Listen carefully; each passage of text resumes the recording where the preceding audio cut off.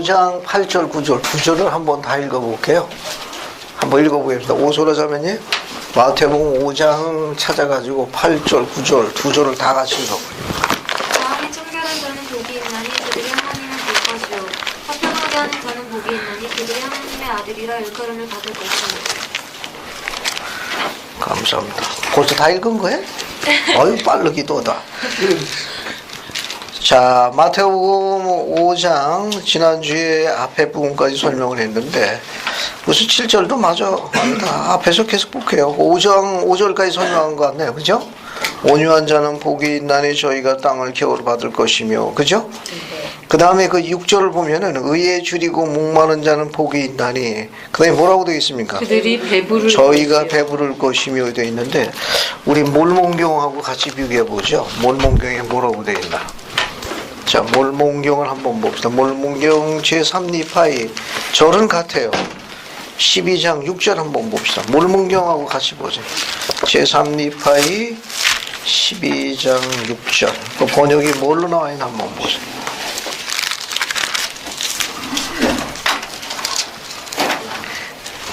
뭐라고 나와 있습니까? 6절이요? 그렇죠. 제3니파이 12장 6절. 의에 줄이고 목마른 자들은 다 복이 있나니 그들이 그다음에. 형신으로 충만함을 입을 것이요. 그렇죠. 몰몬경의 번역이 더 정확합니다. 예, 원문은 같아요. 원문은 같은데 거기 보면 그들이 성신으로 충만함을 입을 것이요. 그러니까 예, 여기 보게 되면 피해를 두고 있습니다. 이렇게 해서 무엇으로 배부르다라고 번역했는데 배부르다는 번역보다는 몰몬경에 나와 있는 번역이 훨씬 더 좋아요. 6절에 나와 있는 번역 그대로 번역을 충만함을 입을 것이며,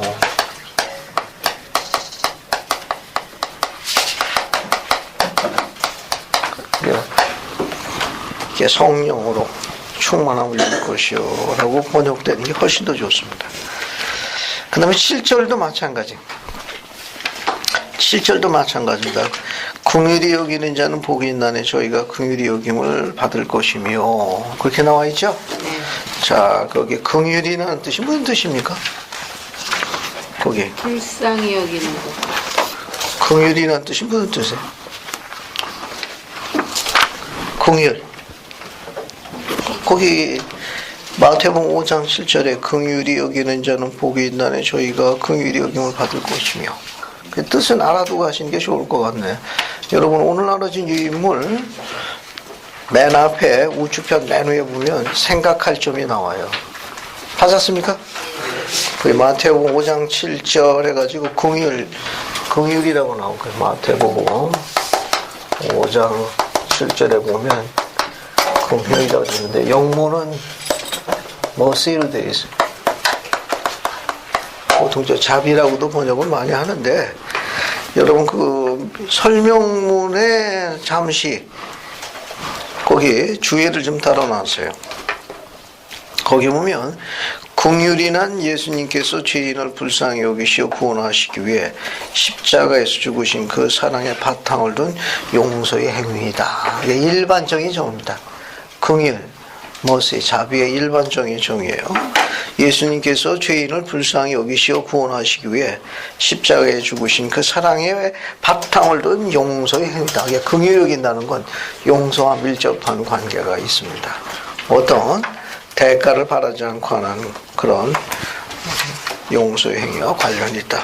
그 도움을 주기 위해 가지고 여러분 그 스미스와 쇼달이라는 경전 해석자들이 거기 인용한 인용문이 하나 있습니다. 이 내용은 아주 좋은 인용문이에요. 곧 한번 읽어보죠. 조탄 형제 한번 읽어봅시다. 복음은 찾으셨어요? 오늘날의 인물입니다. 오늘날의 복음은. 복음은 만일 우리가 마음속으로 어떤 사람에 대한 원한을 품고 있다면 그것을 몰아내야 한다고 가르치고 있다. 이 복음은 우리가 모든 사람, 심지어는 원수에게까지 선을 행하라고 가르치며 그렇게 함으로써 마음에 햇빛이 가득 찬 사람만이 도달할 수 있는 행복한 상태에 도달하라고 가르치고 있다. 감사합니다. 복음이 요구하는 게 상당히 뭐라고 그럴까요? 뭐 격이 높다고 이야기할 수 있죠. 복음은 만일 우리가 마음속으로 어떤 사람에 대한 원한을 품고 있다면 뭐 어떻게 한다고 요구하고 있습니까? 몰아내야 한다고 가르치고 있다. 쉬울 것 같죠? 그러니까 세상에 제일 힘든 게 이게 미운 사람 몰아내는 겁니다.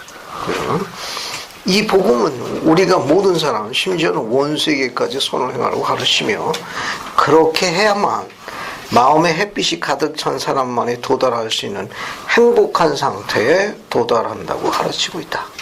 복음은 그걸 요구하는 거예요. 여러분 지난번에 복음에 대해서 스카사도님이 자주 인용하신 인용문 기억합니까? 전에 결코 세워본 적이 없는 무엇을 향해? 목표를 향해. 전에 결코 시도해 본 적이 없는 노력을 경주할 것을 요구하는 게 뭡니까? 복음이에요. 한번 적어볼게요. 여기 보면은 그 원한에 찬 사람을 뭐라고 해요? 그런 부분도 다 몰아내서 용서해라. 그러면 너도 그런 긍휼을 누구로부터 받는다? 하늘로부터 받는다. 그런 거. 한번 적어볼게요. 또 뭐요?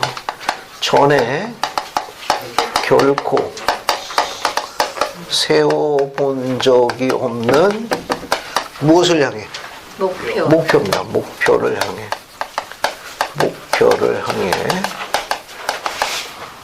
전에 결코 시도해 본 적이 없는 무엇을? 노력이에요. 노력을 경주할 것을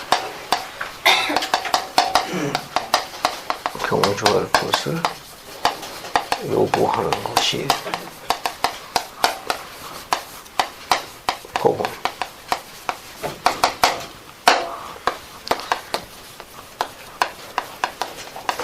리타즈지 스코트 장르 하시면 스카 장르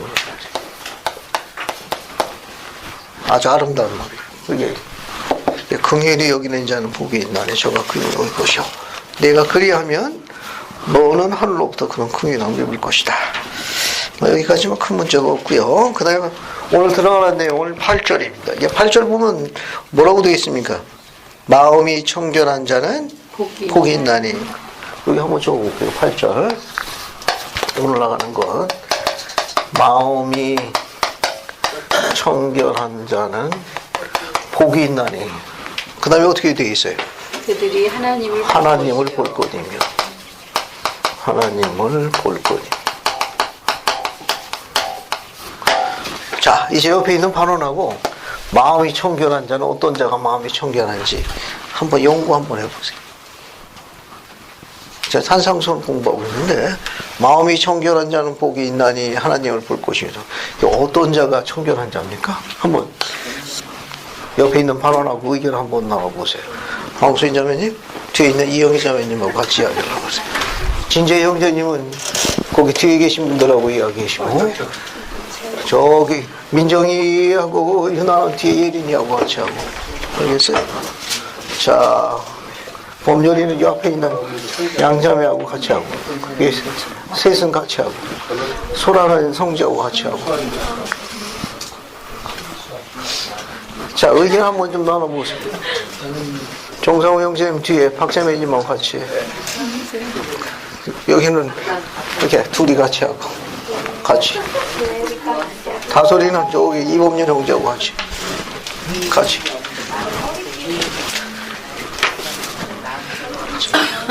청결한 자가 복이 있다고 그랬거든요. 어떤 자가 마음이 청결한 자입니까? 이래야 하나님을 본다고 되어 있는데 한번 마음이 청결한 어떤 자인가 한번 찾아봐요. 찾아보십시오.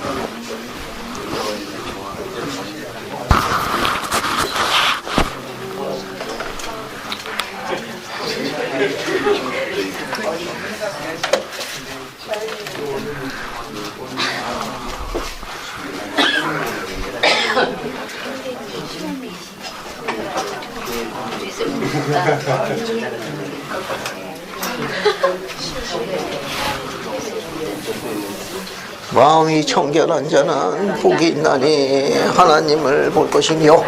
어떤 자가 청결한 자냐? 조사를 해보십시오.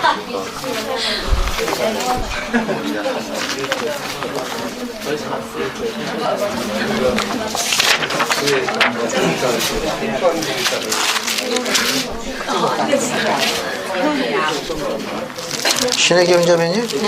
조경희 좀 뒤에 계신 분하고 의견을 좀 나눠주십시오. 어떤 사람이 청결한지 찾아보세요. 자, 어떤 사람이 청결한 자냐 하는 겁니다. 순수한 마음을 가지고 하나님께 규례를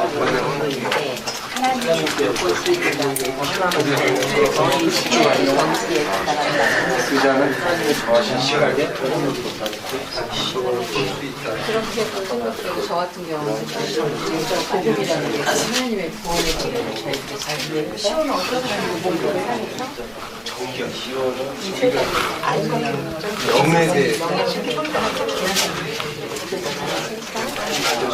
구원의 길을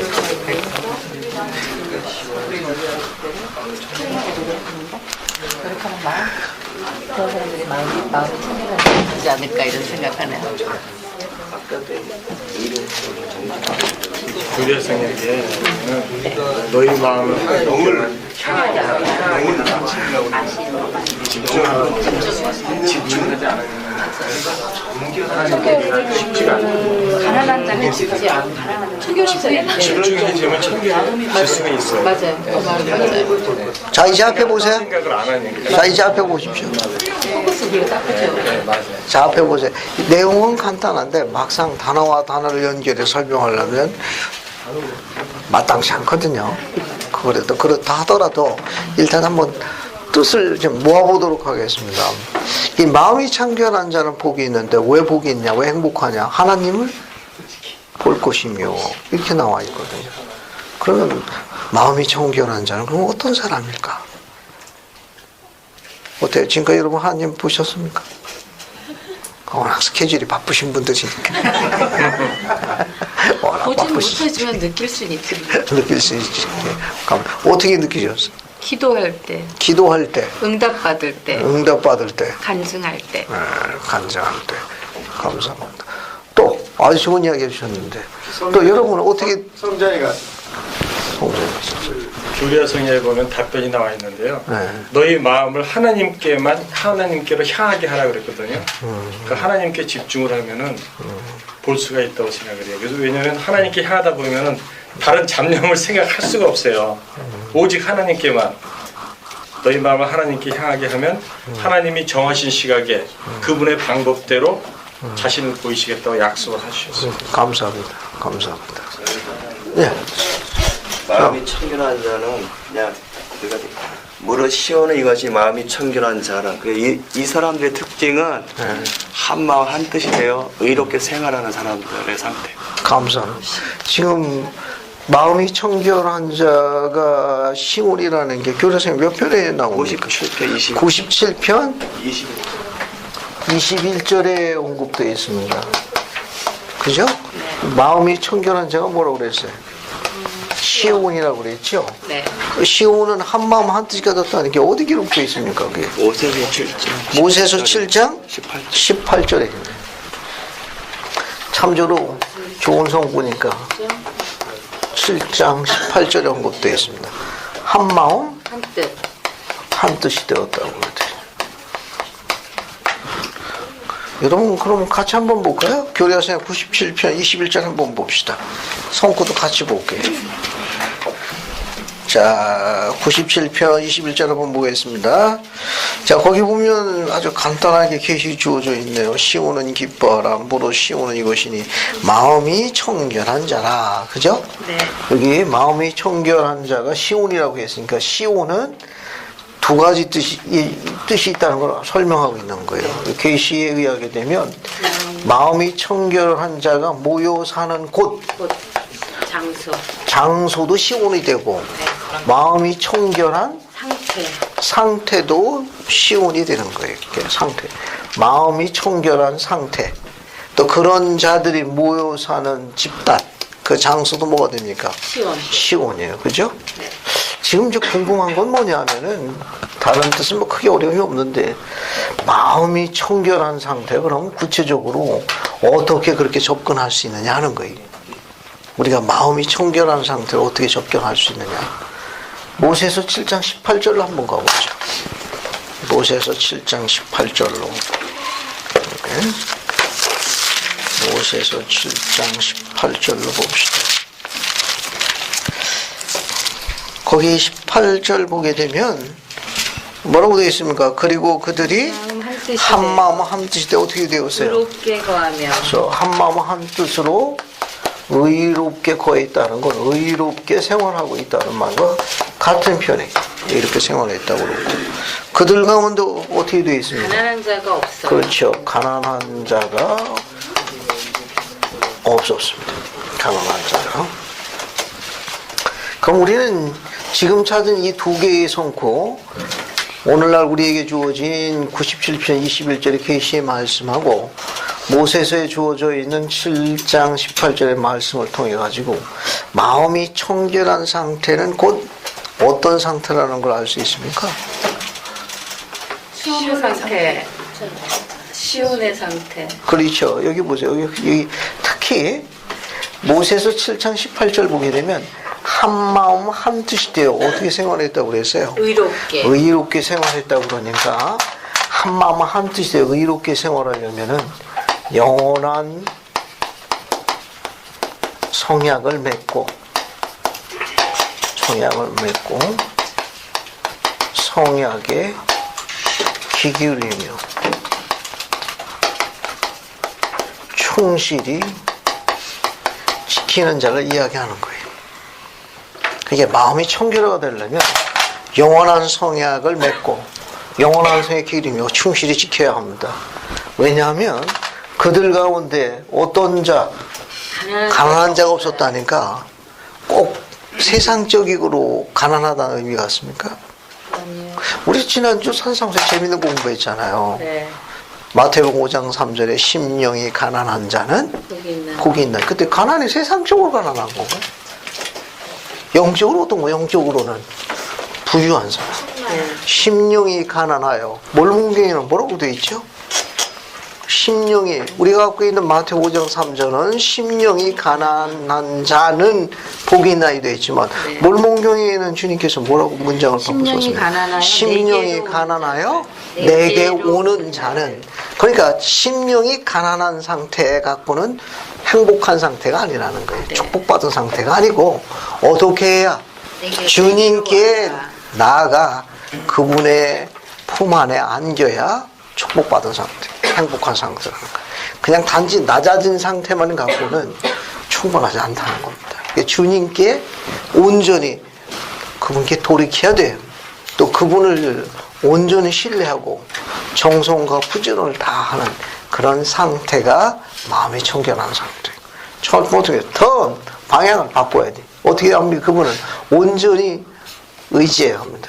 그 정성과 부지런을 해서 섬기는 거예요. 그러니까 이렇게 되기 위해서 저 문장을 영원한 성약을 맺고 성에 기울인다는 건 뭐냐면, 동사만 적으면 주님께 돌이킨다, 더 돌이키는 거예요.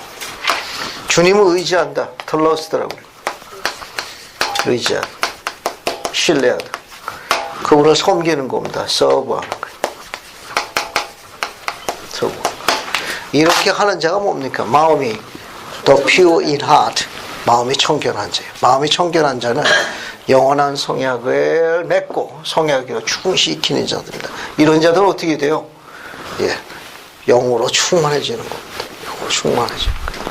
예, 그런 자는 복이 있나니 그들이 어떻게 된다? 궁극에는 하나님을 볼 것이며, 예, 그들이 거하는 곳에 누구도 거하시게 돼요?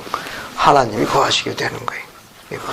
그래서 전능자께서 보시는 걸 청결한 자들도 보고, 전능자께서 느끼시는 걸 청결한 자도 느끼고, 또 그분이 결정하는 걸 그들도 그들을 결정하고, 그래서 그들과 주님과 어떻게 되는 겁니까? 온전히 하나가 되는 거예요. 한 마음 한 뜻이라고 했으니까 one, be one, 하나가 되는 자들 이야기합니다. 자, 그럼 우리는 생활 속에서 만약에 남편이 이처럼 영원한 성약에 맺고 귀는 충실히 생활하게 되면은 하나님을 볼 것이라고 약속했으니까 어떻게 가정 안에서 그 남편이 하나님을 볼 수 있죠? 또 만약에 아내가 이렇게 영원한 성약을 맺고 충실히 생활하게 되면 그죠? 청결한 상태가 된 복이 있나니 하나님을 볼 것이며 이렇게 이야기했는데 그럼 아내는 어떻게 하나님을 봅니까? 또 자녀는 어떻게 해서 하나님을 보고? 서로가요. 네. 남편과 아내가 서로 이렇게 축복을 해줘요. 그래갖고 서로 축복하는 걸 보고 자녀들이 굉장히 안정감과 또 정서적으로 그것을 보는 거 이상 교육이 없잖아요. 그러니까 그렇게만 둘이 의족해 하나님을 섬기고 살기만 해도 자녀들은 자연적으로 그 신앙의 유산을 갖게 됩니다. 감사합니다. 혹시 뭐 덧붙이고 싶은 분이 있습니까? 자, 여기 본다는 의미가 이렇게 되어 있는데, 이 본다는 의미가 꼭 실제적으로 본다는 의미보다는 느낀다는 의미도 굉장히 강해요. 예를 들어가지고, 만약에 남편이 이처럼 조금 전에 이야기한 대로 영원한 성약에 귀를 기울이고 성약을 맺고 충분히 생활하게 되면 어떻게 되는 게 점점 영으로 정결케 되어져 가지고 이제 거룩한 상태에 가게 되면 어떻게 됩니까?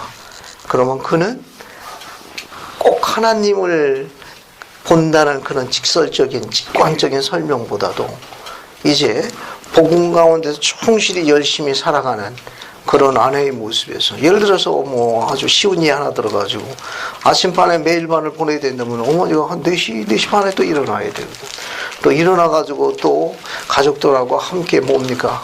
가족 예배를 보기 위해서 하는 그런 모습에서 뭘 볼 수가 있는 거예요. 하나님의 모습을 느낄 수 있는 거예요. 또 그렇게 수행하는 그 남편, 또 그렇게 수행하는 아내, 이런 삶에서 이제 그런 모습에서도 하나님을 느낄 수 있는 그런 모습에서 참 뭐 예를 들어가지고 이제 겨우 이제 신권은 아로 신권을 소유한 중학교에 갓 들어간 아들이 이제 처음 집사 신권을 받아가지고 주일날 성찬 전달 혹은 준비하기 위해서 아주 그냥 정갈한 복장하고 아주 일찍 서둘러서 나가는 그런 모습 볼 적에 뭘 볼 수 있습니까? 하나님의 모습을 볼 수 있는 거예요. 그리고 이제 어린 자녀가 누가 시켜서도 아니고 아침에 그 문에서 불빛이 들어서 틈바구니를 봤더니 거기서 그 아들과 딸이 예를 들어서 얘입니다. 얘 건물몽경을 경건 읽고 있는 모습 뭔가 어떻습니까? 그 영을 느끼거든요. 그런 모습에서 또 하나님의 특별한 느낌에 대한 것을 볼 수 있는 겁니다. 이게 전부 어떻게 된 상태냐? 성약에 충실한 상태를 이야기하는 거예요. 그렇게 될 경우 우리는 그런 남편과 아버지로부터 우리가 어떻게 하나님의 모습을 볼 수 있는 거예요. 쉽지는 않지만 늦은 밤에 피곤한 몸으로 또 아침에 일찍 일어나 가족들을 불러서 가족 예배를 볼 적에 또 찬송할 적에 또 기도를 인도할 적에 또 가족 경조인계나 또 가족 염 시간에 할 적에 어떻게 또 그분의 모습을 마치 볼 수 있는 겁니다. 그러니까 우리가 궁극적으로 이야기되는 마음의 청결한 상태에 대한 건 꼭 하나님이 우리 가정에 임재하신다기보다는 필멸의 육신을 지닌 아비가 마치 하늘에 계신 아버지가 살아계신 걸 조금도 의심하지 않게 자녀들이 아비의 액션, 행동만 봐도 그분을 믿고 의지할 수 있도록 생활하는 모습도 뭡니까? 마음의 청결한 상태. 또 그러면 이 아주 아름다운 이 말씀, 마음이 청결한 자는 복이 있나니 하나님을 볼 것이며, 이렇게 우리는 훨씬 더 시온에 가까운 상태로 갈 수 있습니다. 샘플입니다. 예를 들면 그런 예를 들어 또 어린 자녀들 같은 경우나 또 장성한 특히 그 자녀일 경우에는 어머니의 영감 어린 공고가 어떤 진로라든지 어떤 결혼인 발전에 굉장히 큰 영향을 미칩니다. 왜 어머니의 그런 성실한 또 복음과 성약 가운데서 열심히 생활하는 그런 용감한 모습, 그것이 어머니가 이제 그런 청결한 상태에 이르는 걸 자녀가 이제 증거되어지기 때문에 그때 어머니의 권고는 강력한 빛과 같은 역할을 합니다. 이것도 마음이 청결한 자는 복이 있나니 하나님을 볼 것이며 즉 바른 길로 올바른 영의 인도를 받아 나아갈 것이며 이렇게 확대를 해석까지 가능하다 그런 말입니다. 또 재밌는 성구가 또 있어요. 9절입니다. 자, 마태복음 5장 9절 갑니다. 마태복음 5장 9절 보면 뭐라고 나와 있습니까? 거기는 화평케 하는 자는 복이 있나니, 그죠? 여기다 밑에 적을게요. 화평케 하는 자는 복이 있나니. 마태복음 5장 9절에는 뭐라고 불리는다고 되어 있어요? 하나님의 아들. 하나님의 아들이라고 불리울 것이며, 그죠? 이 화평케 하는 자가 그 영문은 더 재미있어요. Peace maker. 이렇게 되어 있어요. 평화를 메이커, 제조하는 사람, 만드는 사람. 그죠? 네. 자, 그러면 박민정 자매. 그러면 평화를 제조한다는 피스메이커의 혹시 반대말이 뭔지 알아요? 트러블 메이커. 그러니까 평화를 만드는 자는 아들이고 트러블 메이커는 전부 딸들이에요. 그죠? 이 성구 내용을 보면은 왜 평화를 만드는 건 다 아들들이 하는 거고 반대말 트러블 메이커는 전부 딸들이 하는 거예요. 어디 역사나 드라마나 뭐 보면 항상 여자가 껴가지고 문제가 많잖아요. 그 성구는 이 성구, 그 얘기는 이 성구하고 일관된 그런 내용 하는 거죠. 그 집안에 오죽하면 뭡니까? 그분만 조용하면 집안이 다 조용하나니 다 이게 그 성구하고 관련 있는 그런 내용과 관련 있는 성구죠? 아니요. 신자매님 왜 마음에 안 드십니까? 내용은 저렇게 되어 있는데. 그러면 번역을 화평케 하는 자는 하나님의 아들이요 딸이요라고 해놔야지. 아들만 들어갔네. 그럼 그냥 자녀예요. 통칭. 아들과 딸 감사합니다. 다. 이 번역자가 번역하는 같은 단어가 우리 산상수원에 가는 게 몰몬경에는 더 정확하게 번역되어 있습니다. 몰몬경을 찾아볼게요. 같은 절을 보세요. 같은 절. 제3니파의 12장 같은 절 보세요. 9절을. 거기 9절을 보면 뭐라고 나와 있습니까? 12장 9절에. 하나님의 자녀라 일컬음을 받을 것이요. 그렇죠. 하나님의 자녀라 일컬을 받을 것이요.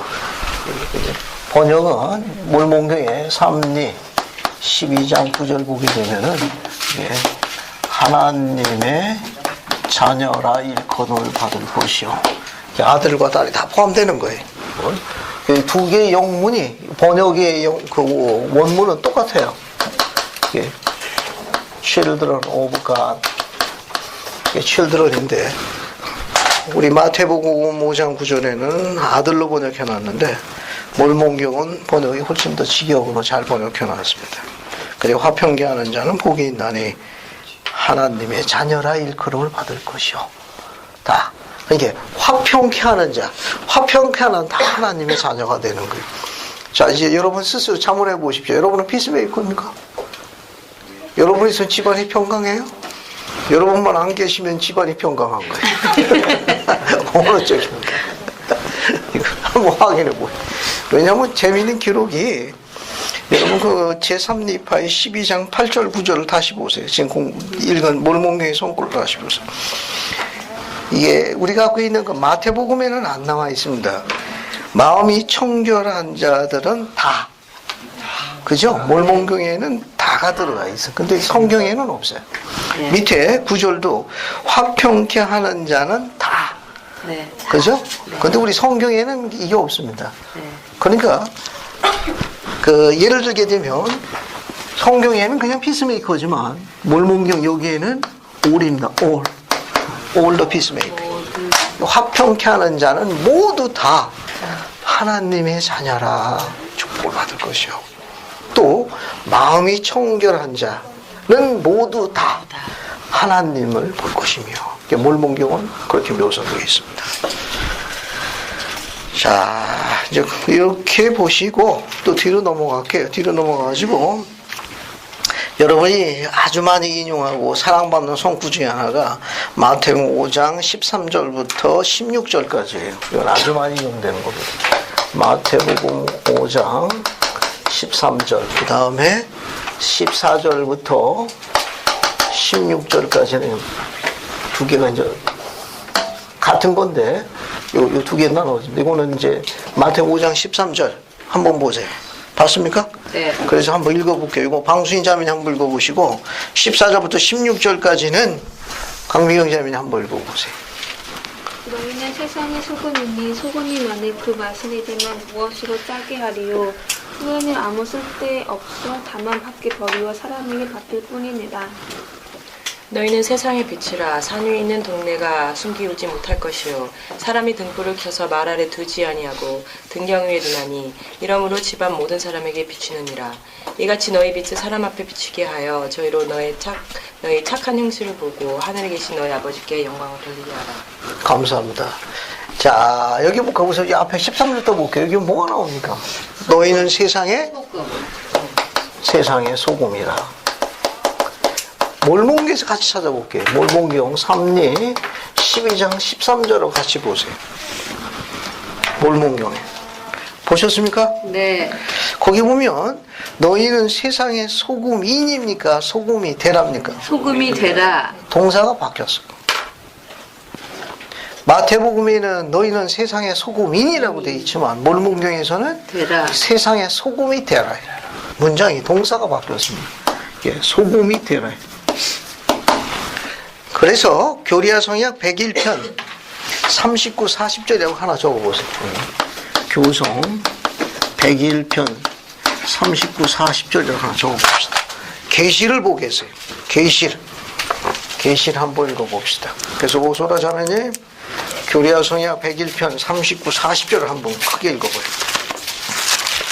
사람이 나의 영원한 믿음의 기름을 받고 또 영원한 생명으로 사는 때 그들은 땅의 소금과 사람의 맛으로 헤아림을 받나니 그들은 사람의 맛이 되도록 부르심을 받느니라. 그러므로 만일 그 땅의 소금이 그 맛을 잃으면 보라 이후에는 아무 쓸데없어 다만 밖에 버려져 사람들의 발아래 밝힐 뿐이니라. 감사합니다. 한번 더 읽어볼게요. 한번 들어보세요. 사람이 나의 영원한 복음의 푸름을 받고 영원한 성약으로서 성약을 맺을 때 그들은 어디 소금입니까? 땅의 소금. 그게 우리가 갖고 있는 교리서약 101편 39, 40절에는 땅의 소금이라고 번역되어 있는데 원문은 똑같아요. salt입니다. salt of the earth. 이 단어인데 마태복음에나 우리 몰몬교회는 세상의 소금을 번역해놨고 교리서약은 직역해가지고 땅의 소금 뭐 그게 다 좋습니다.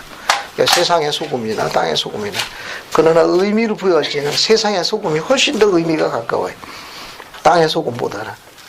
왜냐하면 이 소금은 주님을 대표하는 우리 성도들을 의미하는 표현이니까 이건 세상의 소금이 되라는 건 세상에 주님을 대표하는 자들로서 그런 의미를 갖고 있습니다.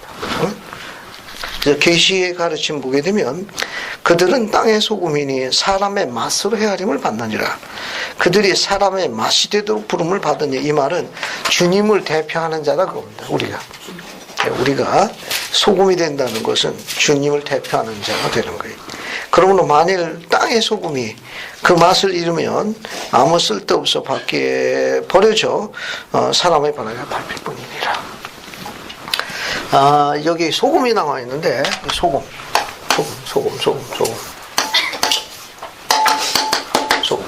이게 소금은 그 기능이 주로 제일 먼저 어떤 기능을 갖고 있습니까? 네? 짜다니까 양념, 그죠? 양념의 기능은 짜다. 그죠? 또 어떤 기능이 있습니까? 부패하지 않게 해요. 그렇죠. 고대에는 방부제 기능을 갖고 있어요. 방부제.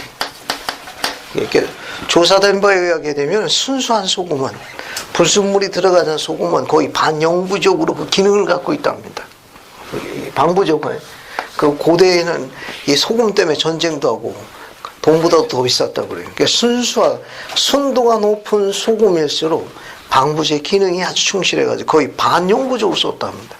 근데 거기에 불순물이 들어가게 돼가지고 변질이 되게 되면 방부제가 아니라 오히려 그 음식을 더 썩게 촉매제 역할을 했다고 그래요. 그 즉시 버려야 된다는 거예요. 불순물이 들어가게 되면 즉시 버려야 된다.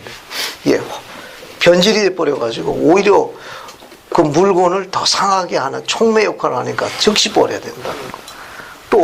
또 뭐가 있습니까? 또 다른 뭐 어떤 기능이 또 없어요? 예, 양념의 기능, 방부제 기능. 또 다른 기능은 없어요? 소금의 또 다른 기능은 없습니까? 이거 치료하는 데도 쓰는 거. 예? 치료. 감사합니다. 또 뭐가 있는가 하면은 종교적 제물로도 쓰이기도 하고. 여러분 유인물 오늘 하나 준 거, 아까 읽었던 거 5주편 중간부분 보세요. 중간부분 보면은 찾았습니까? 소금? 네. 첫 번째 양념, 두 번째 방부제, 레위기 2장 13절. 경전은 찾지 않겠습니다. 종교적인 제물로 사용되기도 하고, 그 다음에 민수기 18장 19절 보면 하나님과 맺는 성약의 징표 등 이렇게 사용되어집니다.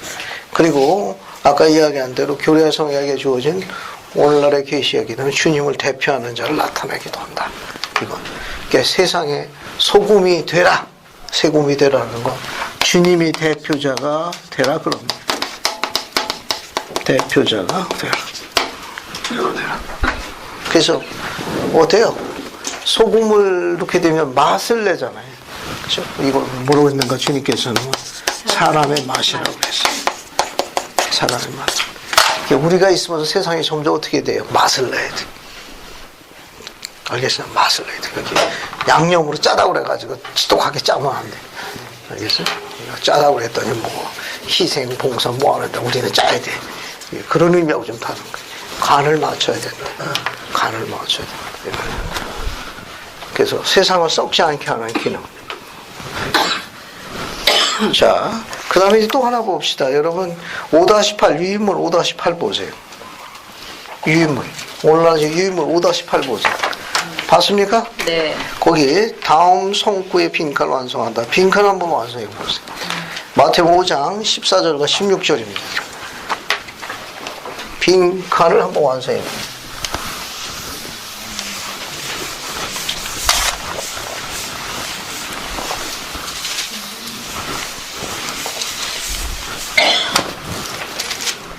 유인물 앞에서 가져가요. 유인물.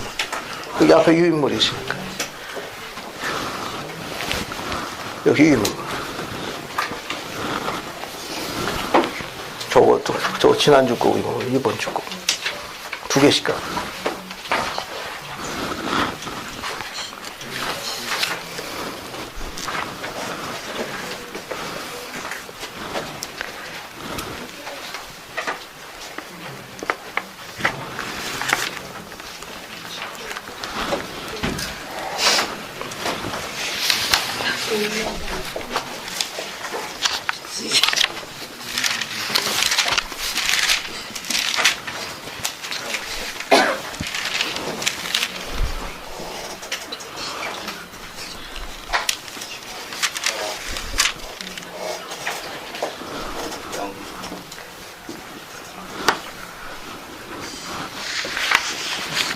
자, 다 적으셨습니까?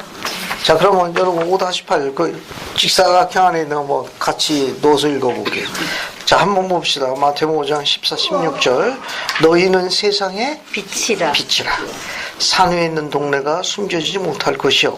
사람이 등불을 켜서 말 아래 부시엘이라는 단어, 부시엘. 이 부시엘이라고 하는 건 그릇이에요, 그릇. 그릇을 이야기하는 그릇, 부시엘. 달리는 말이 아니고.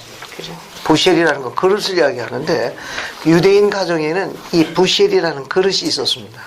이 그릇은 뭐냐면은 곡물을 재는 도량형 그릇을 이야기해요. 그걸 가지고 11조를 낼 때 곡물에 그걸 재가지고 10분의 1을 바치는 데서 유대인 가정마다 필수 곡식을 재는, 곡식의 양을 재는 그런 특별한 도량형 그릇을 이야기해요. 그래서 이것은 나중에 이제 등불을 끌 적에도 이걸 가지고 엎어가지고 해서 불을 껐어요. 그걸 말이라고 그래요, 말. 또 우리도 어때요? 우리 시골에 가게 되면 그 말이라고 그래가지고 동그란 통이 있어요. 그 곡물 양을 재거든. 그것도 말이라고 부르는 건 똑같은 거예요. 다만 이스라엘 백성들은 그릇을 더 있었다는 거. 그런 걸 의미하는 거예요. 그러니까 곡물을 재는 도량형 그릇을 우리가 말이라고 그래요. 말. 부셀이라는 단어입니다. 일종의 그릇으로 보시면 돼요. 말 아래 두지 아니하고 어디 위에 두나니? 등경 위에 두나니 이러므로 집안 모든 사람에게 비치느니라.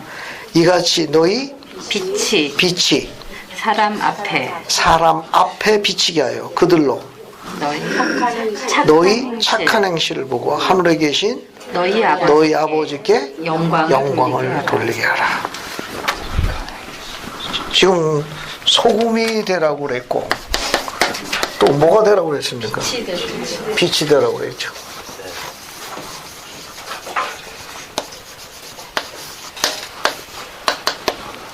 빛이 되라고 그랬죠. 이 소금하고 빛하고 두 개 말씀을 하셨는데 너희는 세상의 소금이 되라. 너희는 세상의 빛이 되라. 그죠? 이건 초로 한번 비교해 볼게. 그러면 이 초하고 빛을 등불을 비유하셨는데 세상에 소금이 되고 세상에 빛이 되기 위해서 이 소금과 빛이 어떤 공통점을 갖고 있는 것 같습니까? 빛을 내기 위해서 또 맛을 내기 위해서. 소금은 그 맛을 내기 위해서는 어떻게 해야 맛을 내죠? 자기가 없어져요. 그렇죠. 본인이 녹아야 돼. 본인이 녹지 않는 한 맛을 못 냅니다. 너만 녹아 난 시려. 이게 맛이 안 납니다. 본인이 녹아야 돼. 자기 걸 내놔야 합니다. 초는 어때요? 이 등불도 빛을 내려면 자기를 태워야 돼. 자기 안 태우면 빛이 안 나. 그 공통적인 거예요. 소금도 자신을 녹여야 합니다. 자신을 버려야 돼. 등불도 어떻습니까? 자신을 태워야 돼. 그렇지 않는 한 짠맛과 이 빛을 던지지는 못한다는 거. 소금은 순수할수록 그 기능이 거의 반영구적이라고 했습니다. 그만큼 귀하게 대접받아요. 우리가 성향에 충실해서 순수하면 순수할수록 세상에 귀 대접을 받는 거예요. 귀들. 청결하면 청결할수록. 세상은 점점 어떻게 됩니까? 썩게끔 돼 있어. 그러니까 세상에 필요한 건 방부제가 필요해. 방부제가 필요해. 썩지 않게 하는 소금이 필요하다. 그만큼 여러분들은 더 진가를 발휘하게 될 거예요. 또 등불도 마찬가지예요. 본인을 태워야 돼요. 안 태우는 어둠을 물리칠 수가 없어요. 이 등불은 작지만 어둠 자체를 물리칩니다. 아주 작지만 그 파워 본인을 태워야 되는 겁니다. 자, 이 두 가지 기능을 한번 보시고 또 이 빛은 또 재밌는 기능이 또 뭐가 있는가 하면 오염되고 더러운 장소를 빛이 통과해도 빛은 오염되나요?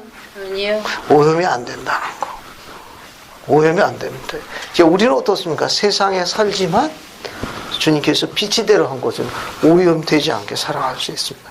빛이라는 기능이 오염되고 그렇게 정결치 않은 오염되고 또 이렇게 깨끗하지 않은 곳을 통과한다 하더라도 오염되지 않는 빛의 독특한 기능이 있습니다. 그래서 주님께서 세상에 소금이 되라, 빛이 되라. 이거는 그만한 충분한 의미를 갖고 있습니다. 자, 이 두 개는 이 정도 보시고, 특히, 지금 빈칸 가로놓기로 하는 것은 성구 암송에서도 많이 쓰이는 성구 주제입니다. 그래서 암송하시면 훨씬 더 의미가 커져요. 훨씬 더. 14절부터 지금 이야기한 16절까지는 암송하시면 훨씬 더 도움이 됩니다. 자, 그 다음에 이제 쭉 넘어가셔가지고 뭘 보시는가 하면은 7절 보세요. 5장 17절. 봤습니까? 네. 한번 읽어보죠. 이 내용도 재미있습니다. 박윤대 자매님, 5장 17절 마태복음 한번 읽어주시겠습니까? 마태복음 5장 17절. 내가 율법이나 선지자를 폐하러 온 줄로 생각하지 말라. 폐하러 온 것이 아니요 안전하게 하려 합니다. 감사합니다. 거기 마태복음 5장 17절 보면은 내가 율법이나 선지를 폐하려 온 게 아니라 어떻게 하려고 그랬나 말씀하시는데 온전케 완전케 하려 합니다. 우리가 갖고 있는 몰몬경 제3니파 12장 46, 47절 봅시다. 삼리 12장 46, 47절 한번 볼게요. 또 한번 읽어보겠습니다. 그래서 이영희 자매님 한번 찾으셔가지고 한번 읽어보세요. 제3리 12장 46, 47절입니다. 그러므로 율법 아래에 있던 옛 종의 것들이 내 안에서 모두 이루어졌느니라. 옛 것이 지나가고 모든 것이 새로워졌느니라. 감사합니다. 이 사상수의 가르침이 뭐냐면 율법 아래 있는 옛적인 것들이 내 안에서 모두 이루어졌나니 옛 것이 지나고 모든 것이 새로워졌다. 모세 율법이 복음 안에서 온전하게 성취되었느니라. 그런 말이에요. 그래서 지금 여기 있는 가르침이 뭐냐면 이제 모세 율법하에 주어져 있던 것이 모세 율법 주었던 것이 이제 복음 안에서 온전케 되는 겁니다. 복음 안에서 모세율법 이것이 온전케 된 겁니다. 온전케 된 것. 그것이 그리스도의 복음.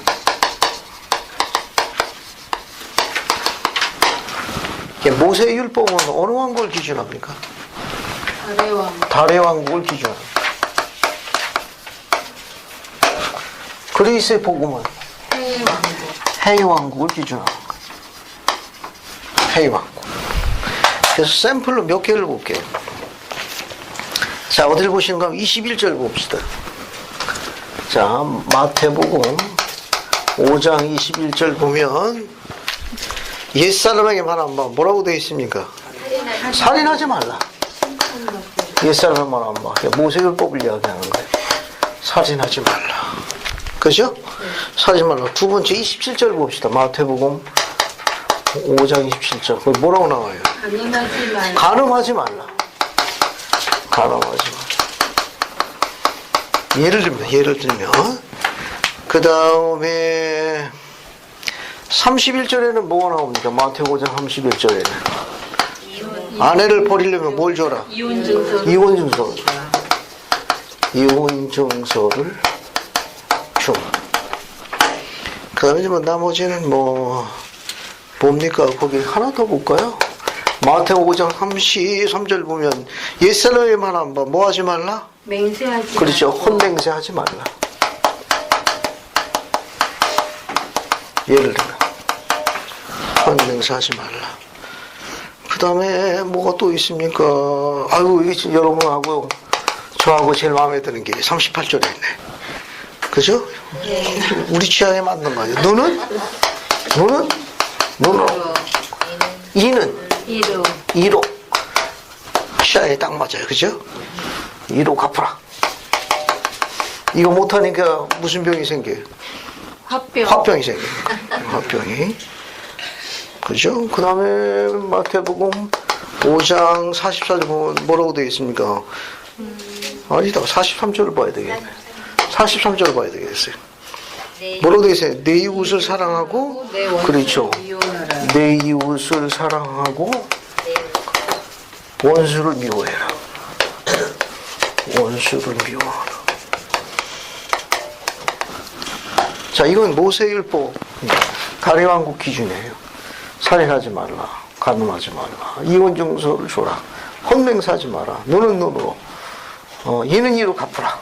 내 이웃을 사랑하고 네 원수는 미워하라. 그러나 그리스의 복음 안에서 이것이 온전케 되었다. 그죠? 온전케 되었다. 훨씬 더 표준과 가르침이 더 높아져서 온전케 됩니다. 그럼 이건 그리스 복음 해왕국의 율법이라고 그랬으니까 한번 정리해 볼게요. 살인하지 말라. 어떻습니까? 그리스의 복음은 뭘 요구하고 있어요? 22절에 같이 하자. 마태복음 5장 22절 보세요. 뭐라고 되어 있어요? 노하는 자마다 형제에게 노하는 자마다 심판을 받게 되고, 그죠? 네. 형제에 대해서 뭐라고? 나가라 하는 자마다 공회불에 잡혀 미련한 놈이라 하는 자는 지옥불에 들어가게 될 것이다. 그죠? 자, 22절. 이거는 뭐라고 되어 있습니까? 여기 앞에는 살인하지 말라지만 그리스율법은 뭘 요구하고 계신 거예요? 화내지 말라. 이 가르침은 뭐냐면은 화조차 내지 말라 그런 말이에요. 화조차 내지 말라. 화조차 내지 말라. 일단 한번 적어볼게요. 화조차 내지 말라는 거예요. 그 다음에 쭉 내려가가지고 27절은 간음하지 말란데 마태복음 5장 28절에는 뭐라고 되어 있어요? 뭐라고 되어 있습니까? 여자를 보고 음욕을 품는 자마다 마음에 이미 가늠했느니라. 그리스의 율법은 뭘 가르칩니까? 음욕조차 품지 말라. 품지 말라. 그죠? 그 다음에 31절 여기 31절 이건 참고를 조금 이따 설명할게요. 모세율법은 이혼 용서를 주는 거고 그리스의 복음 해왕국의 율법은 결혼에 관해서 뭘 가르치고 있습니까? 영원한 결혼을 이야기하고. 설명은 조금 이따 할게요. 영원한 결혼.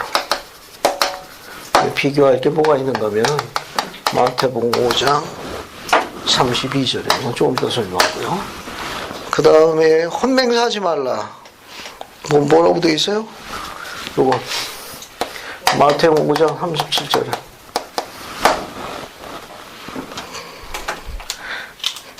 37절은 무슨 말입니까? 이거는 너희 말은 옳다 아니하라 이에서 지나는 건 다 악으로 나는 거예요. 이게 무슨 뜻입니까? 혼맹사하지 말라고 이야기했고 마태복음 5장 여기 37절에는 그건 뭐라고 되어 있어요? 너희 말은 오직 옳다 아니하라 이에서 넘치는 것은 악으로 난 것이니라. 이게 뭘 가르치는 겁니까? 이 문장은 뭘 이야기하는 것 같아요? 고대에 있는 이 백성들은 툭 하고 맹세를 했답니다. 맹세만 하고 행실이 안 따라간 거예요. 그러니까 주님께 요구한 건 뭐냐면 뭘 요구하는 겁니까? 약속을 잘 지켜라 그런 거예요.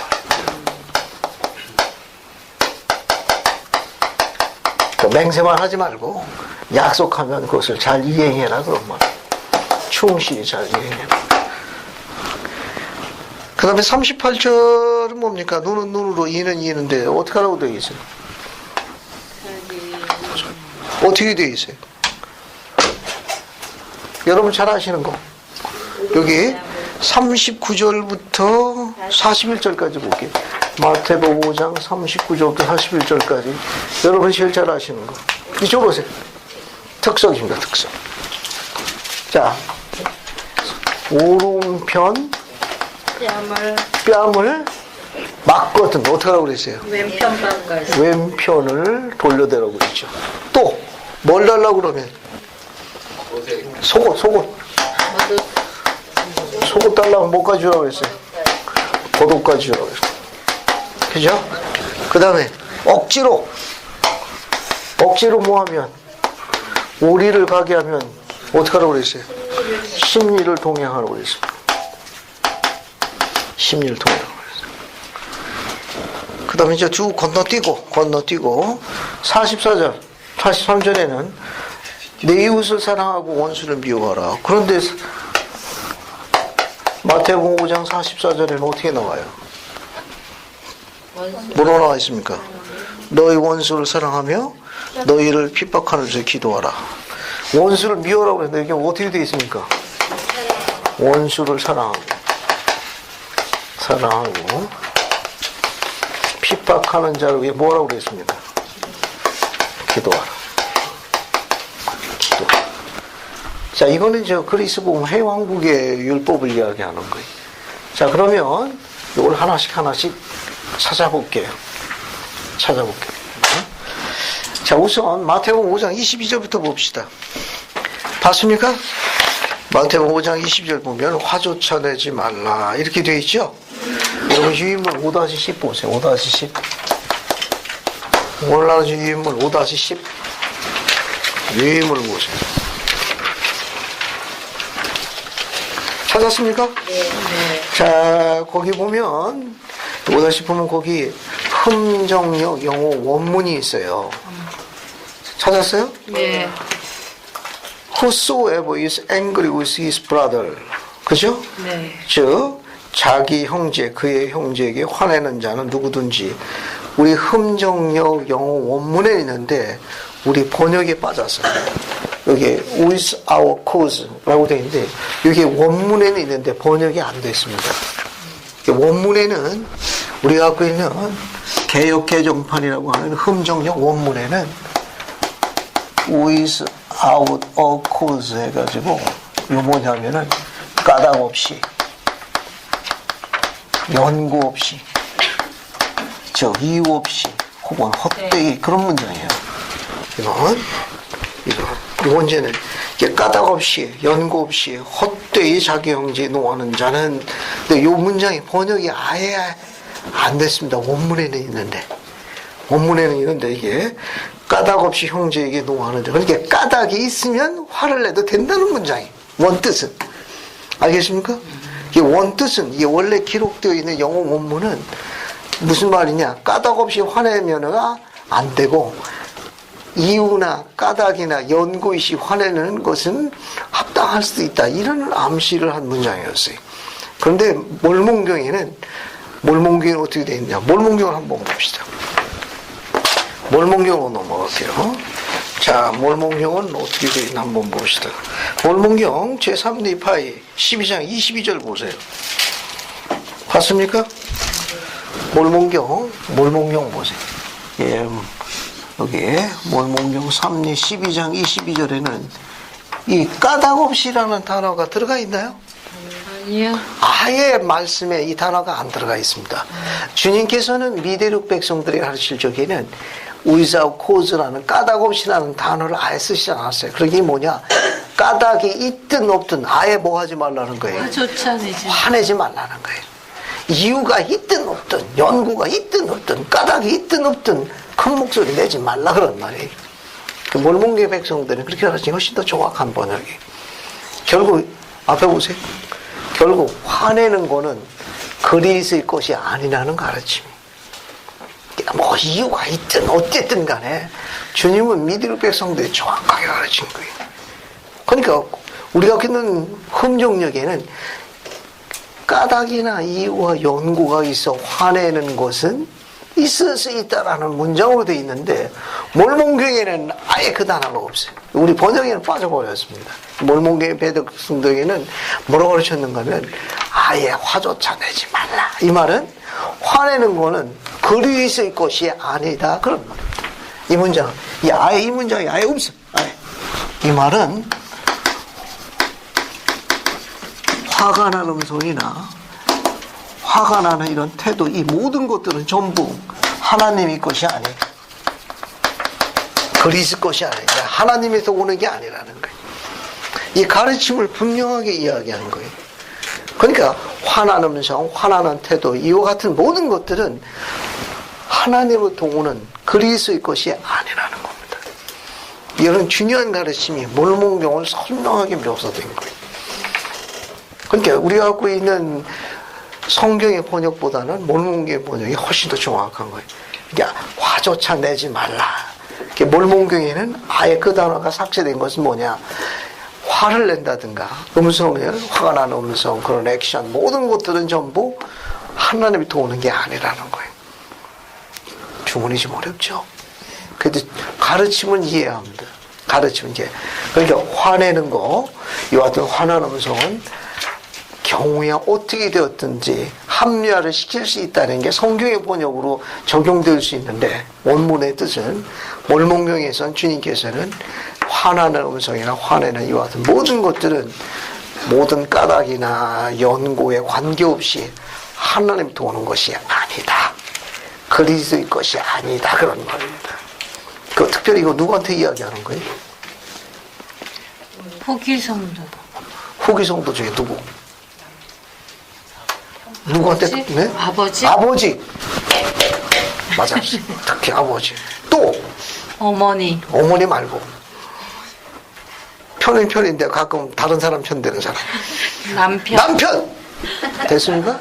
그러니까 특히 신권을 지니고 있는 이스라엘 형제는 연고가 있든 없든 가족이나 아내에게 화가 난 음성이나 화가 난 태도로 하는 건 신권은 그 지닌 신권을 그리스의 것이 아니라 하는 가르침입니다. 신권을 소유한 형제들은 주문이 좀 어렵지만 자신과 열심히 싸워야 돼. 그래서 회개라는 걸 만들어서 자주 하시면 안 되고. 자, 그러면 여러분들에게 도움이 될까 싶어가지고 우리 그 인용문을 몇 개 좀 만들어 놨어요. 인용문을 좀 몇 개 가지고 하는데 한번 봅시다. 여러분 세 번째 장 보세요. 세 번째 장 보세요. 자, 봤습니까? 네. 자, 화조차 내지 말라. 우선 딸들에게 해당되는 성구를 인용해 놨어요. 봤습니까? 네. 저기 보세요. 1974년 앤 엘돈 테너 회장님 하신 말씀이에요.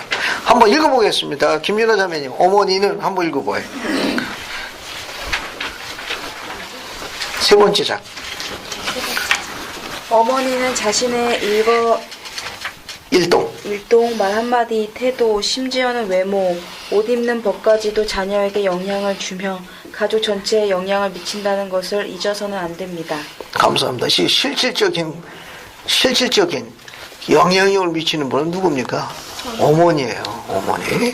그 밑에 거 버나드 피 브록뱅크 장관님 1975년 하신 말씀입니다. 박미정 자매, 여러분의 인생에서 여러분의 인생에서 하나님에 대한 여러분, 자매 즉 어머니의 사랑의 영향력이 얼마나 강력합니까?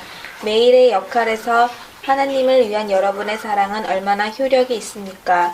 일상생활의 행동, 아름다운 성품은 창조자에 대한 여러분의 사랑을 나타내는 것입니다. 감사합니다. 여러분은 창조자에 대한 사랑을 나타내는 중요한 전령사, 대리자입니다. 그 다음에 조셉 B. 오신장이 하신 말씀입니다. 서혜린 자매, 아무리 사소하고 판에 박힌 일로 보일지라도 모든 인물을 축복으로 여기십시오. 항상 기대치 이상으로 임무를 수행하십시오. 왜냐하면 여러분이 주님을 대신하고 있기 때문입니다. 감사합니다. 특히 조셉 B. 모신 장로님이 하신 말씀에 대해서 이 인용문 자주 읽어보시고 검토해보시면 좋겠어요. 특히 이 일을 우리가 뭐냐면 가사일이라고 하는 거예요. 가사. 엄청 짜증나죠. 엄청 짜증나죠. 근데 모신 장로님 어떤 재밌는 지원을 하셨는가는 아무리 사소하고 판에 박힌 일로 보일지라도 모든 인물을 뭐로 여기라고 그랬습니까? 축복으로 여기십시오. 또 어떻게 수행하라는 겁니까? 기대치 이상. 항상 기대치 이상으로 임무를 수행하라는 겁니다. 그 이유는 여러분이 누굴 대신하고 있다는 겁니까? 창조주. 주님, 창조주를 대신하고 있는 거예요. 따라서 가사는 알겠습니까? 가사라는 건 이게 홈, 워킹 이게 아니에요. 집에서 일하는 게 뜻이 아니고 홈 메이킹이 맞는 거예요. 홈 메이킹. 홈 메이킹. 홈을 메이킹해야 돼. 집에서 홈 워킹 하는 게 아니에요. 물론 뜻은 워킹이 맞는데 그게 워킹 하는 게 아니야. 워킹은 짜증나. 그게 아니고 메이킹 하는 거. 홈 메이킹. 만든. 홈은 뭘로? 가정을 천국으로. 그렇죠. 그 여러분이 만들고 싶은 집으로 만드는 거예요. 여러분과 천국으로 만드는 거 천국으로 메이킹 하는 거예요. 여러분의 생각에 따라 지옥이 될 수도 있어. 워킹하면 짜증나는 집뿐이 안 될 거예요. 그러니까 홈 메이킹을 이야기한 거예요. 장관님이. 아주 아름다운 문장이에요. 결국 그렇게 해서 어떻게 합니까? 남편과 자녀에게 기쁨과 즐거움을 주도록 한 거. 그것이 누구를 대신하고 있기 때문에 그렇습니까? 창조주. 그렇죠. 그 아내와 어머니의 말, 행동 한마디 하나가 남편과 자녀에게 어떻습니까? 창조를 대신하고 그 딸의 음성과 제스처와 그런 배려를 통해 가지고 전능자의 사랑을 더 많이 느끼는 거예요. 남자 엄청 단순합니다. 결혼하면 뭐 이게 가정이 되게 되면 위험 거룩하지만 천만의 말씀 섭섭하게 애들보다 더해. 이거 그러니까 말 한마디에 어떤 제스처 이런 배려 같은 걸 통해 가지고 전능자에게 훨씬 감사합니다. 수많은 결정 가운데 이런 선한 여인이 나의 동반자라는 것에 대해서 주님께 늘 감사하게 됩니다. 또 자녀들도 그렇게 수많은 어머니 가운데 신앙의 그런 충만한 어머니가 오미라는 것에 대해서 전능자에게 감사하게 되는 거예요. 지금 이야기하는 겁니다. 어디서 그냥 홈 메이킹에서 오는 거예요. 됐어요? 그러니까 여러분을 그 메이킹을 기도의 집, 평강의 집, 행복의 집, 미소의 집, 이런 즐거움의 집으로 만들 수 있는 건 여러분들의 시각에 달려 있습니다. 어느 수준으로 하라고 했습니까? 기대치 이상으로. 알겠어요? 아무리 판에 박히고 지고 하다 하고 사소하다 할지라도 짜증, 그리고 어떻게 하라고 그랬습니까? 축복을 하라, 축복을. 됐죠? 자, 밑에 있는 걸 읽어보겠습니다. 휴비 브라운 장로님이 1962년에 하신 말씀인데 이 문장도 아주 많이 이용되는 문장, 아름다운 문장입니다. 자, 한번 읽어볼게요. 뒤에 이범렬 형제님, 오늘 밤 내가 한번 읽어봐요. 오늘 내가 가장이신 여러분들에게 말씀드리고 싶은 것은 우리의 가정에서의 우리의 행동이 하나님이 인간에게 위임하신 권능인 신권을 지니고 행사하는 우리의 합당성의 상당한 부분을 결정한다는 것입니다. 거의 누구라도 공경연한 자리에서 좋은 인상을 주게 할 수는 있으나 사람의 성실성은 가정이라는 장소에서 시험받습니다. 진정한 남성은 가정이라는 비교적 드러나지 않는 데서 나타나고 증거되어집니다. 직분이나 직책의 잘못을 지우지도 위덕을 보증하지도 못합니다. 감사합니다. 여러분 한번 제가 더 읽어볼게요. 오늘 밤 내가 가장이신 여러분들에게 말씀드리고 싶은 것은 우리 가정에서의 우리의 행동이 하나님이 인간에게 위임하신 권능인 신권을 지니고 행사한 우리의 합당성의 상당한 부분을 결정한다는 것입니다. 거의 누구라도 공공연한 자리에서 좋은 인상을 주긴 할 수 있으나 즉 사람의 성실성, 즉 가장의 성실성이라는 것은 가정이라는 장소에서 시험받습니다. 진정한 남성은, 진정한 가정은 그런 것과 같은 말이에요. 진정한 남성은, 진정한 남자는, 진정한 가장은 가정이라는 비교적 드러나지 않는 장소에서 나타나고 증거되어집니다. 직분이나 직책이 잘못을 지우지도 미덕을 보증하지 못합니다. 휴비브라운. 이 말은 뭐냐면 좋은 남자의 특징을 이야기하는 거예요. 좋은 남자란 신권을 수하고 이스라엘 하나님의 남자인데 그 남자는 어디서 공경한 장소에서 자라는 게 아니라 하나님께서 은밀히 보시는 가정이라는 장소에서 배려하고 그 일을 잘 수행하는 남자라는 걸 설명하고 해요. 그 남자의 성실성은 공경한 장소에서 증거가 되는 게 아니라 하나님 보실 적에는 영원한 가족이 원하는 가정이라는 안 보이는 장소에서 그 남자의 성실성이 증거된다라고 가르치신 거예요. 자, 이제 좋은 남자의 정의를 휴비브라운 장로님 내리신 겁니다. 휴비브라운 장로님은 좋은 남자는 하나님께서만 보시는 은밀한 장소인 가정이라는 장소에서 아내에게 배려하고 친절하고 그 일을 돕는, 기꺼이 돕는 그런 성실성이 있는 남자라는 걸 판다. 그런 거 표현한 내용입니다. 휴비브라운 장로님이 하신 말씀. 그 밑에 있는 거 1905년 조세프 스미스 선생님이 하신 말씀입니다. 한번 읽어봅시다. 이 내용도 아주 즐겁고 재미있어요. 저기 정상호 형님 유인물 한번 읽어봅시다. 매일 일은 맨 밑에 거. 매일의 일은 즐거운 마음으로 행해야 하며 진실한 삶을 진실하지 않은 삶으로 바꾸려 애쓸 필요는 없습니다. 하나님이 마련하여 주신 평범한 삶에서 아름다움을 발견하고 이에 감사하는 사람이야말로 진정 행복한 사람입니다. 조세프 스미스 회장님이 이렇게 이야기하셨습니다. 매일의 일, 우리가 하고 있는 일이 얼마나 사소하고 지루하고 짜증내는 일이 얼마나 많아요. 공부해야 되고 또 여러 가지 프로젝트 해야 되고 또 논문 써야 되고 또 뭡니까 돈 벌어야 돼서 뭐 이런 거 좀 만들어야 되는데 그거 얼마나 쉽지 않습니까? 또 그럼에도 불구하고 사소하고 우리에게 지루하고 짜증나게 하는 그런 가사의 이와 같은 것을 할 적에 뭐라는 겁니까? 기꺼이 도우라는 거예요. 기꺼이 도우라는 겁니다. 이 문장의 뜻은 여러 가지 해석이 되어져 있는데 즉 가정 안에 돌아오게 되면 아내의 일을 기꺼운 마음으로 도우라는 거예요. 아주 즐거운 마음으로. 그것이 생각보다 재밌습니다. 막상 이제 너무 이게 오래 지속되면 약간 좀 과부하일지 모르지만 아까 이야기한 대로 기대치 이상으로 축복으로 알고 임무를 수행하게 되면 다 감사한 거예요. 가족이 없으면 그런 축복도 못 누립니다. 가족이 있음으로써 그 일을 하고 싶은 소망을 갖고 있는 수많은 남자와 딸들이 있다는 걸 아셔야 돼요. 그것의 시각을 조금 더 바꾸기 시작하게 되면 다 축복이에요. 그 짜증나고 서로에게 그런 섭섭함이 누적이 되는 그런 피로도가 가중되는 그 일을 하고 싶어도 하지 못하는 수많은 선한 아들과 딸들이 많이 있습니다. 가족이 있으면 주어지는 그 임무를 짜증내지 마십시오. 다 기적 같은 일들이에요. 전부 축복이에요. 그들이 존재함으로 주어지는 그 엄청난 축복입니다. 나중에 이제 세월 가보면 알게 돼요.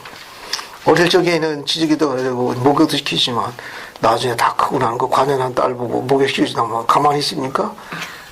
살아남기 쉽지 않지. 다 그때 할 수 있는 축복이에요. 다 그때. 예를 들어서 자녀들 키우다 보게 되면 어린 자녀들 같은 경우는 목욕도 같이 가고 합니다. 나중에 어떻습니까? 세월 가는 그거 쉽지 않아. 그 시절 그 시기에만 할 수 있는 축복이고 지나고 나면 원점으로 들어가지 못한 아름다운 추억이 한 표지 되는 그 임무를 축복을 알고 수행하십시오. 하나 뭐 쉬운 일 하나 들어올게요.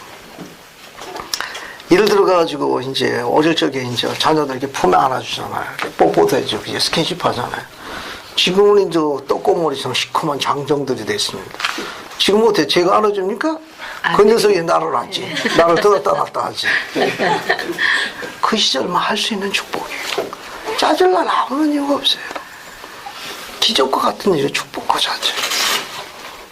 나의 존재 위치를 확인해주는 너무너무 아름다운 순간들이. 그게 어찌 짜증내고 화낼 일인가? 기꺼이 도와야 합니다. 할 수만 있으면 기대치 이상으로 잘해야 돼요. 그럼 그 아내가 세상에 수많은 남자 가운데 이런 남자가 어디 있나 해서 그 남자가 지상에 오래 살더라고 얼마나 하나님께 감사하겠어요. 또 그 남자를 낳으신 어미에게 얼마나 감사하겠습니까? 하나님 방법 아주 훌륭한 거예요. 짜증내지 마십시오. 그게 매일 일은 즐거운 마음으로 행해야 하며 즐거운 마음으로 진실한 삶을 진실하지 않은 삶으로 바꾸려 애쓸 필요성이 없습니다. 그냥 그것으로 축복을 알고 지내요.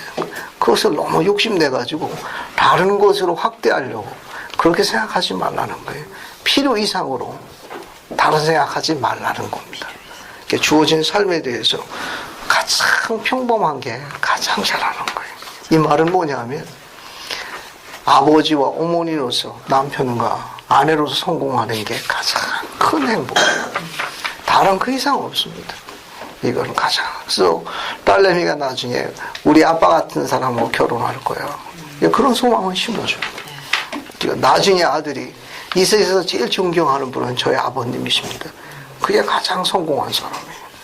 왕보다, 대통령보다, 장군보다 더 성공한 사람은 이런 진솔한 삶을 평범한 삶에서 산 사람들이 나라를 세우고 왕국을 세우며 세상에 빛과 소금이 되는 사람들입니다.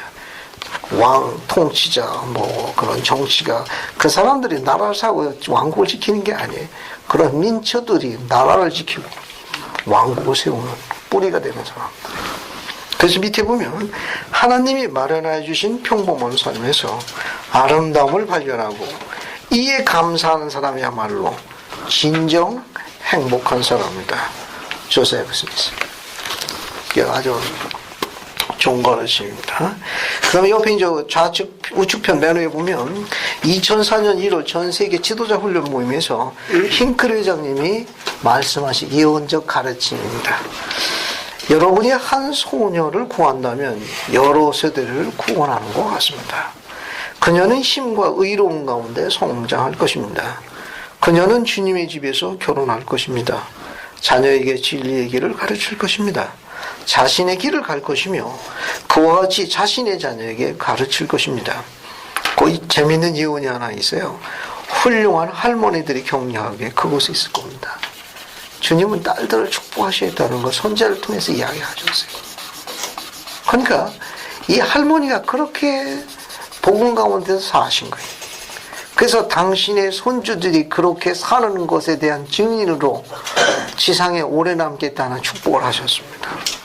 어쨌든 여러분들은 지상에 오래 남을 거고 선지자가 예언했으니까 여기 할아버지 그리 없어. 앞만 찾아봐도 훌륭한 할아버지는 안 보이더라고. 할 수 없어요. 할머니들 가면 옆에 서 있는 수밖에. 훌륭한 할머니들 격려하기 위해 그곳에 있을 것입니다. 저는 이것이 자멸을 향해 나아가고 있는 세상에서 밝게 빛나는 한 가닥의 희망이 되리라고 생각합니다. 고든 핑크. 예, 결국 이 말은 뭐냐면 요약하게 되면 딸로 태어나가지고 하나님의 딸로 살아가는 것을 감사히 여기는 삶이 후기 성도의 복음이 제대로 자리 잡은 거예요. 그러니까 내 아내나 내 딸이 딸로 태어나가지고 하나님께서 저를 딸로 지성해버리는 걸 감사함으로 그렇게 생활하게 되면 복음이 제대로 자리 잡은 거예요. 제대로.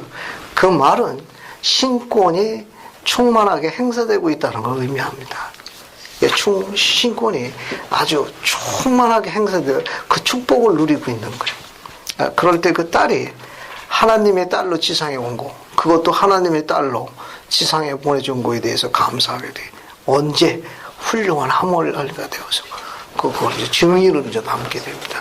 그때 이제 이 일이 증거될 거예요. 그래야 복음이 우리 삶에 제대로 이제 자리를 잡고 지내는 겁니다. 젊은이들로 해가지고 조지 큐케넌 장로님의 19살 일지에서 인용했습니다. 여러분 이 자료 찾기 쉽지 않습니다. 맨 마지막 거 한번 읽어볼게요. 특히 젊은이 여러분 잘 19살 때 선교사 앞에서 그때 그분의 선교 일지에 있는 걸 발표했습니다. 저는 가난에 쪼들려 한 입의 음식을 어디에서 구해야 할지 모르는 시기에 선교사고 했습니다. 넘치는 분노로 인하여 우리를 맞아들이려 하는 사람들로부터 배척당했습니다. 저는 어려웠으며 모든 친구로부터 떨어져 있었으므로 비껴서서 울 수도 있었습니다. 그러나 그런 것에도 불구하고 행복하였습니다. 저는 세상적인 것의 소유가 행복을 구성하지 않나 그때 배웠습니다. 영적인 거에 대해서 배운 거예요. 또한 한 남자가 자신과 가족을 부양하기 위해서 충분한 부양 능력을 지닐 수 있다면 참 행복한 남자요. 거기에 더하여 그 남자가 그러한 능력과 함께 하나님의 영을 소유하고 있다면 그 남자는 축복받은 남자라는 걸 그때 배웠습니다. 겨우 19살짜리 장로예요. 조지 큐케는. 여러분 어떻게 생각하십니까? 이 젊은이의 기록에 대해서. 우린 이런 젊은이를 원해요. 또 이렇게 양육되기를 바라고. 우리 딸들 어때요? 투자해볼 만하지 않겠어요? 이게 우리의 복음이에요. 우리 복음은 우리 젊은이들이 이런 거에 대해서 주님께 의지해야 합니다.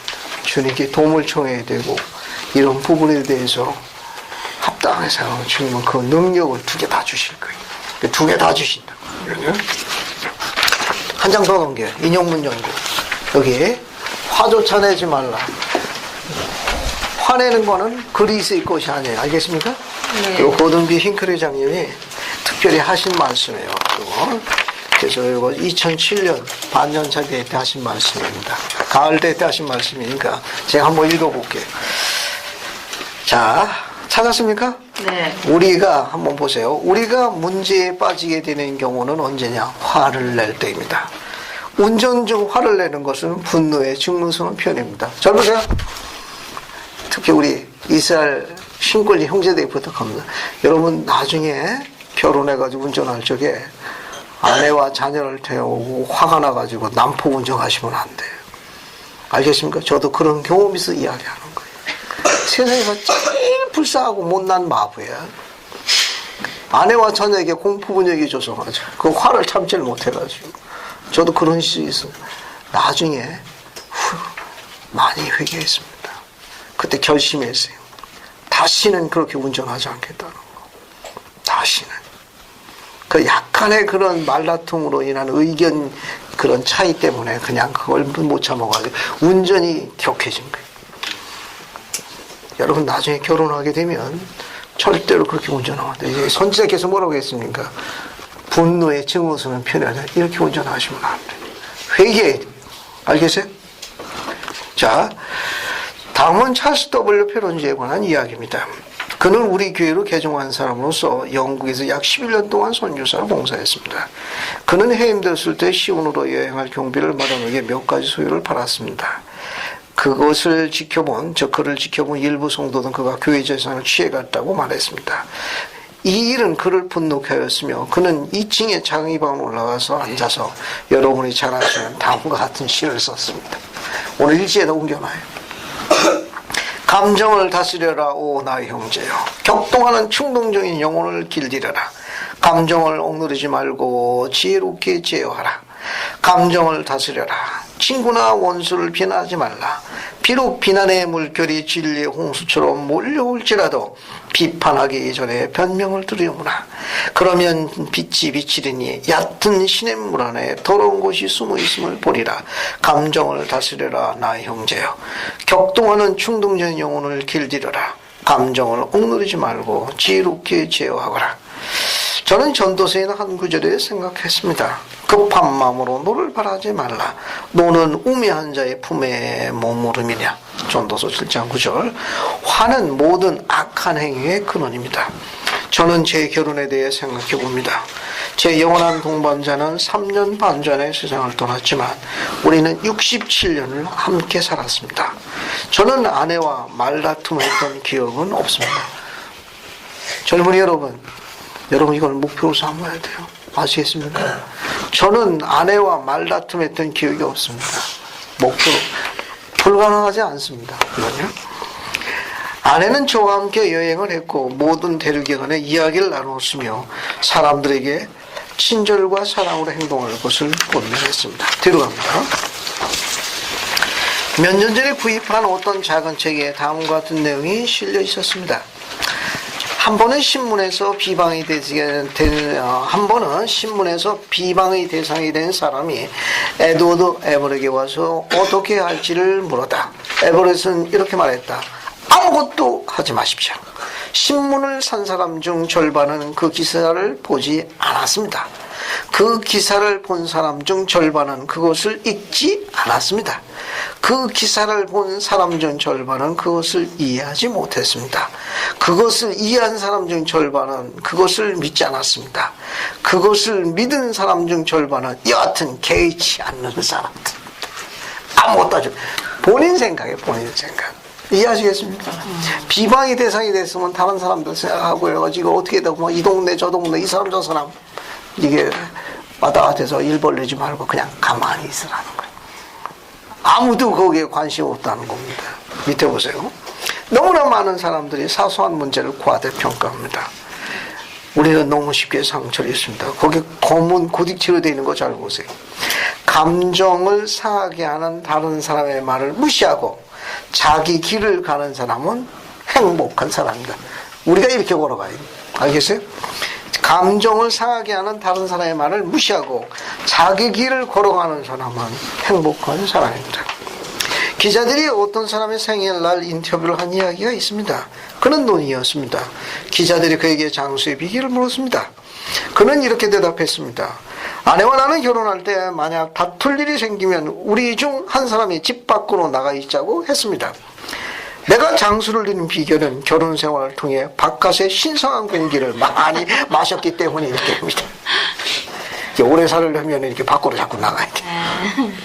사랑하는 형제 여러분, 이제 마침 저는 여러분에게 감정을 자제하고 얼굴에 미소를 띠시기를 부탁합니다. 그러면 분노가 사라지고 사랑과 화평, 감사와 존경만 하게 될 것입니다. 이렇게 할 때 여러분의 삶에 후회가 없을 것입니다. 결혼생활과 가족관계는 보존될 것이며 훨씬 더 행복해질 것입니다. 더 큰 선행을 행하게 될 것입니다. 놀라운 화평을 느끼게 될 겁니다. 칠판 한번 보세요.